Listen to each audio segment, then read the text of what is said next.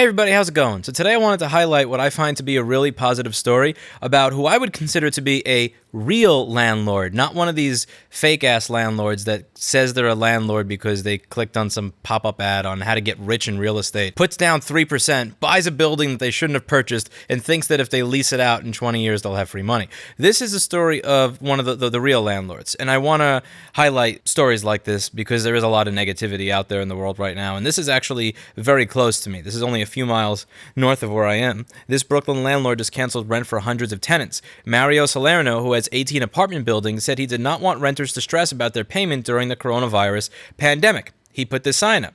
Due to the recent pandemic of coronavirus COVID-19 affecting all of us, please note I am waiving rent for the month of April 2020. Stay safe, help your neighbors, wash your hands, wash your pee-pee bus. Mario. Okay, maybe I read a little bit into there that wasn't there, but that's the way I read into things.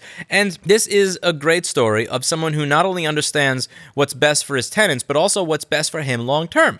If you try to kick people out and use scammy tactics to try and get rid of everybody during a time of crisis like this, not even the bad PR that's going to come from it, just your own revenue is going to go down because during this time, you're not going to find a lot of people that are looking to move into expensive New York City apartments. So it's best to work with the people that you have so that in the long run, you'll make more money. And I think it's really important to point out here the difference between an actual landlord and carpetbagging landlords. This is true in every industry. In every industry, you have the people who are actually good at their job, and then you have the charlatans.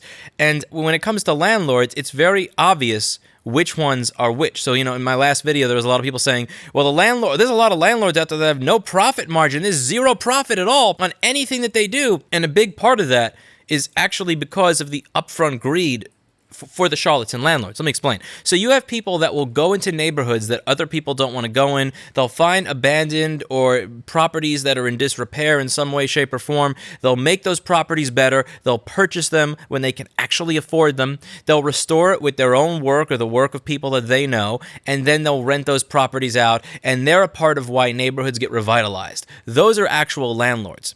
Then you have people that think, they click on some pop-up on the side of some shitty website that talks about how you're going to get rich quick in real estate investing. You don't know you'd have to put a lot of money down. Just use the bank, use leverage. If you have a good credit rating, just, put 3 or 8% down on this place that you can't afford, and then lease it out in an area where you expect that property value will continue going up over time. And the moment there's a tiniest little blip, that they're gone because they're not real landlords. They're middlemen. They're taking a property that they couldn't afford. They're leveraging it so that tenants can pay for the property that they're not able to buy in the hopes that in 10 or 20 years down the line, they'll own it and get to sell it for more money. But if there's any slight blip, because they were never able to even remotely afford this to begin with, they're screwed when something happens. And what I'm finding is that the landlords that are willing to work with their tenants are the real landlords, and the landlords that are, trying to find these kind of shady ways to play mind games on their tenants or say, get the fuck out as soon as humanly possible in the middle of a pandemic or a hurricane or a recession are the fake landlords. The ones that are not making any profit margin because they're not greedy. But I find it to be the opposite. The landlords that I know that are the ones that are not greedy are often the ones that are making a greater profit margin because they have a sustainable business model. The ones that are making the least money are often the most greedy because they're the ones that are putting very tiny amounts of money down, paying high interest rates on loans or mortgages to keep these leveraged properties, who, if there's even the tiniest blip, they're screwed because they're trying to do something they're not supposed to do, which is own a building. I'm not saying you're not supposed to own a building like hippity-hoppity abolish private property. I'm saying not own a building in terms of, for most people in New York City, that would be outside of their means. I'm a business owner. I shouldn't be owning a building. I fix laptops. I ride a Bafang instead of a Bentley. I live in Brooklyn instead of 59th and Broadway. It's because I'm living and doing business to some extent within my means, so that when things like this happen, I'm not completely and utterly fucked. And there are real landlords out there that will buy properties when they're in disrepair with money they actually have, make them better, and then rent them out to people. They are actually adding value to society. And then there's the other class, there's the charlatan class, where they don't have any money to put down, so it's all leverage, all loan, all high interest crap, and they buy the property in this condition, they lease it out in this condition, and then they wonder why there's not a lot of profit. because they're not adding much, if any, value in that relationship. They're being nothing other than a middleman that doesn't add value. And middlemen that don't add value don't make a lot of profit in a capitalist society. Surprise, surprise. And it's one of the things that I've noticed in the business that I'm in right now as well. You'll have people that are real technicians, and then you'll have people that just get into it to make a quick buck every now and then when there is a wave to ride. So I remember back in 2009, there were very few places that were, 2008 actually was when I started, that were really focusing and honed in on Apple product repair, or let's say iPhone screen repair, for instance. When Apple would say $299 and go, no data for you. This is, the iPhone 3G days, where the glass was 99 cents, Apple was saying $299 and no data. There was a lot of room for someone with really little skill set to make quite a bit of money there. And they built up their business, never becoming a good technician, never seeking to learn about electronics, not really being craftsmen in their field, but they just wanted to be good at this one little thing. And once that easy money dried up, then it was more difficult for them. When the iPhone 4 came out and the screens cost more money in the very beginning, it was more difficult for them to make money. When the iPhone 5 came out and they started fixing screens in the store, they were even more screwed. And when 2015 came by and screen prices went up to like $65, $75 a piece, they were gone. They were out of business. And they were saying, our profit margins are so low. Our profit margins are so low compared to the others. And a big part of the reason their profit margins were low is because they weren't able to offer a wide range of services because they were not real technicians. They couldn't do drive data recovery. I'm not even talking about the kind of stuff where you're opening drives and changing heads and stuff like that. I mean just being able to run DD rescue from the command line kind of thing. They weren't able to do board repair or circuit repair or anything like that. They weren't actual technicians. They were carpetbaggers that were coming to the field in the hopes of making some quick money.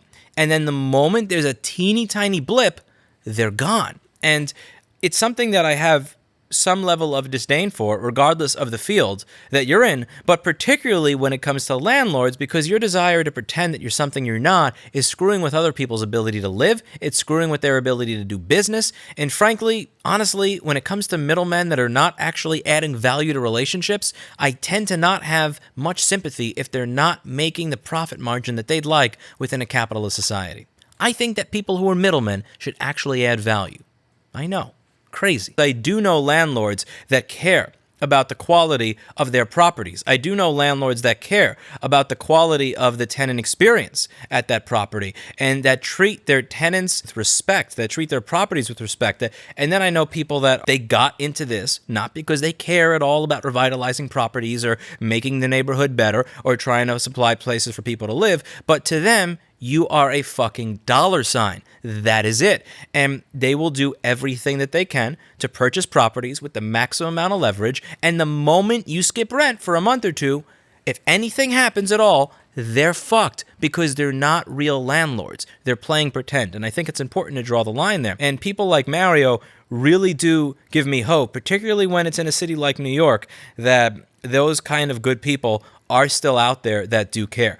I've been lucky to have good relationships with my landlords over the years, maybe slightly less with the termite one, a little slightly less with the one that said, if I made this place any nicer, you couldn't afford it. But even him, I had a fairly good by New York standards, I had a good working relationship with him. And I hope that the people that are watching these videos that have businesses are doing business with the former type of landlord and not the latter type of landlord. And I bet you're going to find that it's the ones that are the most greedy are the ones that have the lowest profit margins. But it's not what you think. It's not the lowest profit margins because they're charging so little for what they're doing. It's low profit margins because they're entering a business that they shouldn't have been in to begin with. I should not own a building in New York City. I don't have enough money to own a building in New York City. And if I tried to live above my means and have a building in New York City, I would probably turn me into a greedy prick because I would have to be a greedy prick in order to support a lifestyle that or a business style that I shouldn't have to begin with because I am not in that financial weight class to where I could just own a building. Remember that for every into out there's probably a guy like Mario that actually cares about his tenants and cares about people and wants to do the right thing in times of strife. This is a guy that, from what I read in the article, You know, he does, like, it looks like basic car maintenance and stuff like that, like oil changes and brake jobs out of his small little mechanic shop. This is not a publicly traded company. This is not something where positive PR from doing this is going to greatly affect his business. He just wants to do the right thing.